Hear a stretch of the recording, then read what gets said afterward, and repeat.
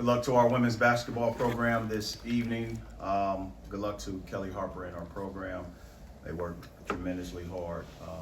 Definitely enjoy watching them practice.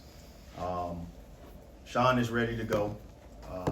Again, he wanted to play last game. I had to make that executive decision, hold him out. No new information on Trent Burns, Trent Pierce, Hunter Boateng. Same thing. We're gonna keep evaluating it. So, Minnesota. Nico is a great coach. Obviously, success at Colorado State. Had a chance to continue to watch him when we recruited John Tonje. Tremendous offensive coach, tremendous success. Went to the NCAA tournament in 3 seasons of the last 4. Minnesota's definitely lucky to have him.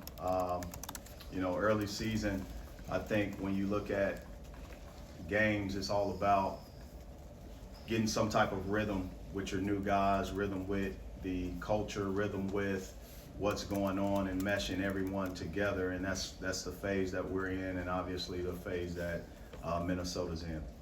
Questions? Coach, when you're looking at a program that has a new head coach and trying to figure out what they're going to do, how much are you looking at what he did at Colorado State to get an idea of what you might see? Well, when it comes down to roster, you're looking at the current roster and personnel. That's a great question. You're also looking at the similarities of what is going on now, and then you're looking at, okay, how consistent defensively, how consistent offensively are they? And it's very consistent. Nico's a great coach for a reason, because he believes in a system and he recruits to it. And this roster that he has fits his system well. Dennis, I know you talked to us a little bit about it before the Howard game, but could you kind of explain your philosophy as far as non-conference scheduling of what teams to play, what teams not to play, and same with kind of in-season tournaments? Well, when you look at any kind of schedule, it has to be an opportunity first where their schedule is also open. You go from home and home, which is the ACC, SEC challenge. We knew that we would be on the road this year, didn't know the opponent. You look at any kind of contract that's existing, and 2-for-1s, that was the contract that we had with Howard that was organized. It's just now a matter of what those dates will be. We know SEC, ACC will be in December, and we wanted to get our road game out the way and prepare for Howard. Obviously, this game was deferred as a home and home from the previous staff at Minnesota, and obviously now. So it's in our contract. We just had to finish the dates and finalize them, as both parties needed flexibility. For me, as it relates to why we schedule teams, you have to look at what you have in conference. Obviously, our conference has great and tremendous coaches, great players. So you want to have a contrast of systems that your defense is challenged through. You want to be able to have different opportunities to present to your players. You want to have on a calendar, this resembles sort of like a NCAA game, day off, then game, meaning not total day off, but just a day from it being 3 straight games. So you kind of have that format. SEC tournament format is game, game, game. So we wanted to resemble some type of walkthrough practice in between 2 games that gives us a simulation of sometimes SEC tournament, sometimes NCAA postseason tournament, in addition to opportunities to just give your guys the best possible scenario and your fans the best possible scenario when they're here, especially during the football season. Dennis, I'm sure it speaks for itself a little bit, but having a night where both Mark and Ant are firing on all cylinders, what kind of level does that elevate this team to, you feel like? Well, there are 2 guys that coaches, not me, because I'm biased, our coaches in our conference recognize as dudes, right? Ant on the defensive side as the only sophomore on a 5-man defensive team. Mark Mitchell as an all-league performer. Those are our returners. That's what was very key in our retention in the offseason as well. When we look at the new age of transfer portal, you have to have guys returning. You have to have a nucleus demanding your culture and teaching it and passing it on to newcomers. and that's what has taken place. In addition to those guys, you know, I'm excited with what Jacob Cruz has done.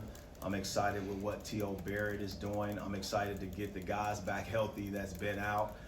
We do have a SEC starter out right now in Trent Pierce. So there are different, you know, cards that's being dealt to us that we have to make sure we are in a next man up approach and mentality. Coach, you had 60 points in the paint on Sunday. Last week you said you were glad your team didn't fall in love with the three at Howard. Yeah. How do you view the offensive philosophy you want your team to play with this season, and how is that different from your first few years? It's a good question. When you look at our rosters, you have to look at the strength of them. You have to look at not changing your offense, but changing your shot selection and emphasizing your shot profile. Mark Mitchell is a heck of a player, and he continues to do great things in the front court, back court. He's versatile, he's powerful, and he doesn't rely on three-point shots. So he's always have had a guy to the left and right of the defender that's guarding him. So we have to continue to manipulate our offense to make sure that he can at least be one-sided on his opportunities, and that's what our offense is triggered on.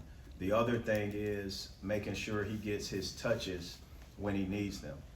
He's a great unselfish player that I believe is doing a tremendous job rebounding out his area and showing versatility defensively, not just guarding five men, but chasing guards off a screen is something that's new. And I don't know if you guys have noticed that, but he's fighting through screens as if he's 6'4", 6'5", and that's not easy or common for a 6'9" kid to do. Coach. What was the second part of that question? Just how do you view the philosophy this year is different from the previous year? So the philosophy is making sure that we have guys on the court that create gap opportunities for both Ant and Mark and Sebastian, because they are great drivers. So whenever you have Jaden Stone in the game, Luke Northweather at the 5, the versatility of Nicholas Randall, you look at that, Jacob Cruz on the court, the gravity allows that court to be wide open a little bit, and that's where we want to make sure we have the right lineups in. Coach, on a similar note, you talked before the season about how unprecedented the amount of length and size you all had entering this year. Even though Sean and Pierce and Burns have missed some time, how have you seen that unprecedented size and length help you all so far through 3 games? Well, what I'm happy about that I've seen was not just the length, but our guys being able to show up and the depth of our team. Yes, it impacts things, but I think our field goal percentage defense has not faltered. We have missed Sean's ability to shot block, but we did defend the ball a lot better, and Luke Northweather did a tremendous job. He was our highest graded defender 2 games ago, and T.O. Barrett was our highest graded defender this past game. So it shows that our guys care. It shows that they're getting better by the game, by the minute, and by the seconds that they're playing.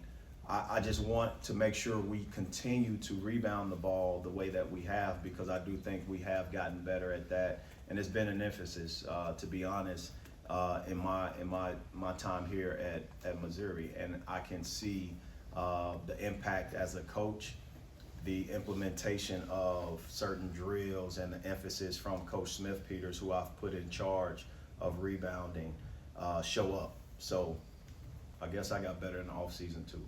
On shot profile and shot selection on the defensive side, teams are taking threes at as high a rate as anyone in the country against you guys. Is that something you would like to maybe steer away from, try and reduce that over time, or is that something that you feel like it can be a defensive strength by? So that's a great question, and I want you guys to think about this from a not vertical but linear perspective. Be the turtle, not the giraffe. From the giraffe's view, you can see that space. From a turtle's view, you see 6'9", 6'10", 6'11", 7 foot. That ball has to, we're not giving too many cracks because we're not playing with our hands in our pockets. We want to be able to be active defenders, but the next open space is airspace, you know, so that's going to be the product of other team shot selection. Now, I don't want them to go in, by no doubt, but that's where you've seen the adjustment with our defense and also with our rebounding, and those numbers show up a little bit better. Coach, what does the length do to ball screen coverages defensively that you can use then? Well, we got to make sure we continue to communicate on ball screen coverage first and foremost, but we have versatile ball screen defenders. Again, having Mark Mitchell and Sean Phillips in a ball screen, I mean, you got 6'9" and 7'1" with reach, and that kind of takes some vision away from your guys. So most important is not what's on ball, it's the weak side spacing. You got to have not just offensive spacing, you got to have defensive spacing for long closeouts. You got to have weak side communication for the scram opportunities that's being presented.